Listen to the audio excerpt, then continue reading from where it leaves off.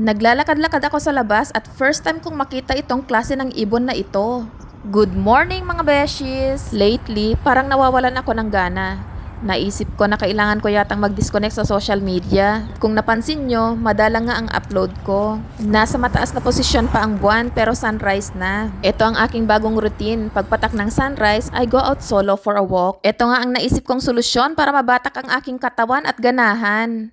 Na-realize ko kasi na I need fresh air. Need ko mag-unwind. Dati noong summer, ginagawa namin ito ni Aniko sa gabi. Pero since maganda na ang panahon, naisip ko na mas maganda itong gawin sa umaga. Gusto ko i-enjoy ang view na may natural na liwanag at gusto kong masikatan ng araw ang aking balat. Good source of vitamin D ang araw sa umaga at na-energize nito ang ating katawan. Sa aking paglalakad-lakad ay nakita ko nga itong ibon na kakaiba. Madalas kalapati at mga normal na ibon ang mga nakikita ko dito pero first time ko itong makita. Nakakaagaw pansin ang kanyang mahabang tuka at ang kanyang mataas na nakatayong taluktok. Liban dyan, kakaiba din ang kanyang cinnamon na color, samantalang black and white ang mga pakpak nito. Akala ko nga ito ang tinatawag na woodpecker. Nasabi ko nga sa aking sarili, grasspecker ata ito kasi damuhan ang tinutuka. Ang ganda din pala ng kanyang taluktok pag nakabuka, parang corona. Ang tawag dito ay hupu. Ito ay may malalapad at mabibilog na pakpak kung kaya't kayang-kaya nito ang pangmalakasang paglalakbay o paglipad. Kaya di nakapagtataka na itong hupu o hudhud kung tawagin sa Arabic ay mensahero noong unang panahon. At heto, kwentuhan ko kayo ng konti. Sa isang pagkakataon, hinanap ni Propeta Solomon ang mga ibon at kanyang sinabi, Ano ba ang nangyayari? Bakit hindi ko nakikita ang hudhud? Siya ba ay kabilang sa mga lumiban?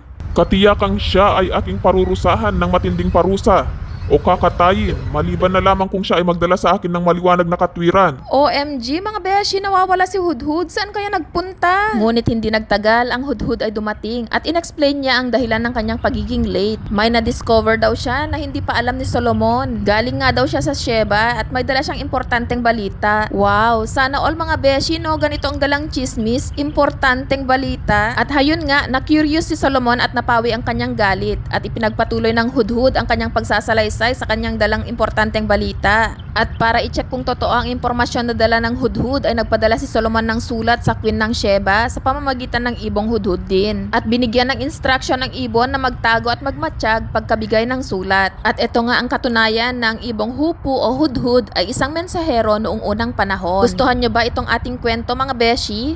Narinig nyo na ba ang kwentong ito ni Prophet Solomon? Sino sa inyo ang may alam ng importanteng balita na dala ng ibong Hudhud?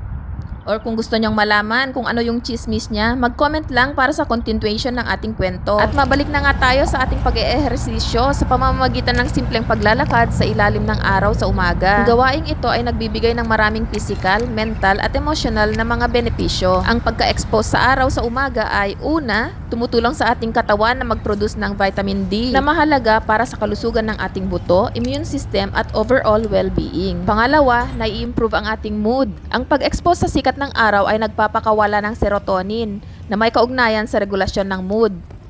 Ito ay maaaring makatulong sa pag-angat ng ating kalooban at pagsugpo sa sintomas ng depresyon at anxiety. Mas nagiging mabuti din ang pagtulog at nagbubunga ito ng higher level na lakas at mas nagiging alerto tayo. Pinapaandar din ito ang ating metabolism kaya sa mga gustong magbawas ng timbang dyan, ito ay malaking bagay. Ang sariwang hangin, natural na kapaligiran at physical na aktibidad, lahat ng mga ito ay nag-aambag sa sense of well-being at relaxation natin. Ilan lang yan sa mga benepisyo mga beshies, kaya maipapayo ko ay huwag tayo puro sa harap ng TV or cellphone. Maglaan tayo ng activities para sa ating sarili tulad ng simpleng paglalakad. Maliit na gawain pero malaking bagay ang maidudulot nito sa ating physical, mental at emotional well-being. At pag nangyari yan, mas magfa-function ka para sa iba mo pang gawain. Remember, take care of yourself first. Only then you can really take care of others. For only when your well is full can you generously overflow into the lives of others.